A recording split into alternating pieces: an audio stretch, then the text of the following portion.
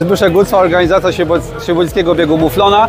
Za nami rekordowa edycja, gdzie wzięło ponad 370 osób w biegu dorosłych i ponad 250 dzieci w biegach dziecięcych. Plus do tego sztafety, ale to, co jest naszą najsilniejszą stroną, niesamowite strefy kibica, w których wzięło udział kilkaset dzieci z świebodzickich szkół, dlatego to jest nasz największy sukces, uważam. Zapraszamy już za rok. Tegoroczna trasa sprawdziła się fenomenalnie, super atmosfera, jest to bardzo bieg rodzinny, dlatego zapraszamy wszystkich starszych, młodszych. Do zobaczenia za rok już 14 czerwca.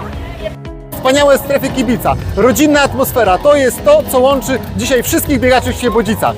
Dziękujemy bardzo za obecność i zapraszamy już w przyszłym roku.